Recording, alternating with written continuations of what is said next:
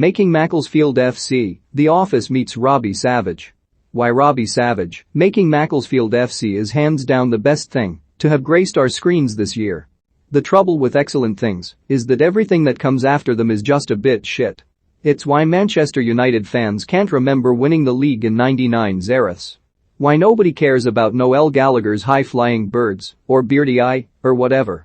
And why the past 15 years of Ricky Gervais's shows have been almost as torturous as watching Ricky Gervais do his drunk bloke at a funeral act, spaffing off in front of A-listers about how he never liked them anyway. Such a shame, because it all used to be so wonderful.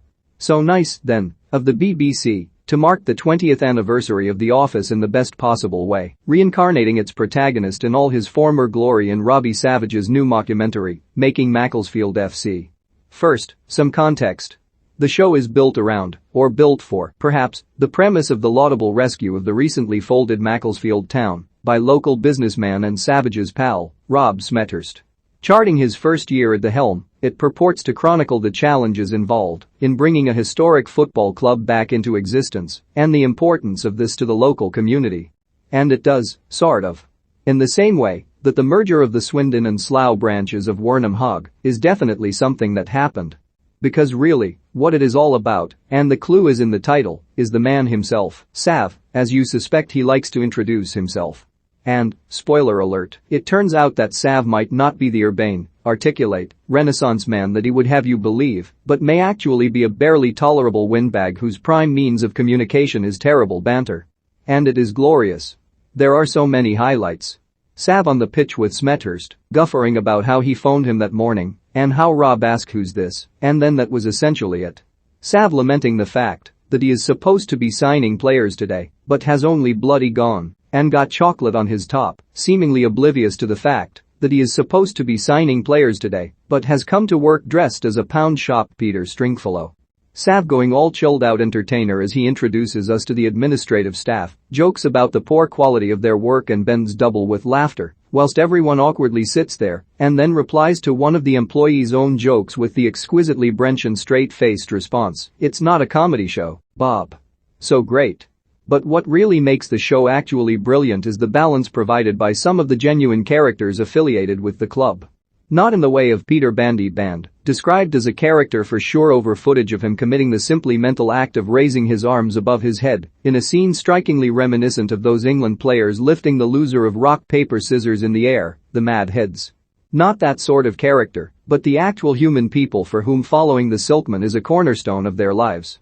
There is Harry, a 17-year-old with autism and an encyclopedic knowledge of all things Mac, whose mother passed away a few years ago and who found in the club a source of connection through extremely tough times.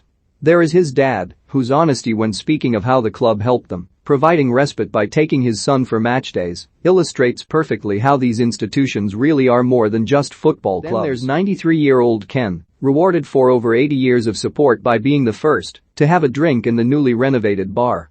And groundsman Jimbo with his wonderful grin, another whose personal hardships have been alleviated by those at Moss Rose. Lovely, wholesome, heartwarming stuff. Objective good being done for the lives of thousands of people. For a moment, the cynicism subsides. The feeling grows that the world might not be such a terrible place after all. But Sav is never far from the action. In fact, he is all too present. Approaching the office of director of football with all the sobriety of Timmy Mallet, you simply can't keep him away. There he is in the dressing room ahead of their first game, telling a team of terrified new signings to think of the people whose jobs are resting on their performance. There he is again at numerous halftimes, giving what could pass for a team talk, if only it included slightly more than incoherent noises, punctuated by him essentially telling the players the score. And again, on the pitch, trying to defuse a dust-up, and quite rightly being told to do one by the opposition. And then again, breaking up some fairly brutal-looking crowd trouble. In fairness to him, this does actually appear to be a success, it is certainly couched that way.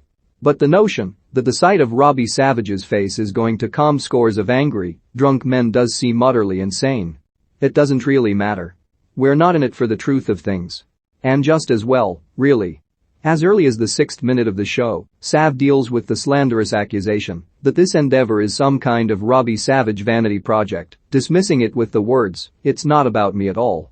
Well, it absolutely is. 100%. But if that is what it takes to make a worthwhile venture such as this commercially feasible, then fair enough. And more than that, having Brent back is worth its weight in gold. Roll on the Christmas special. A fiver says he gets his guitar out. Ed Capstick, follow him on Twitter.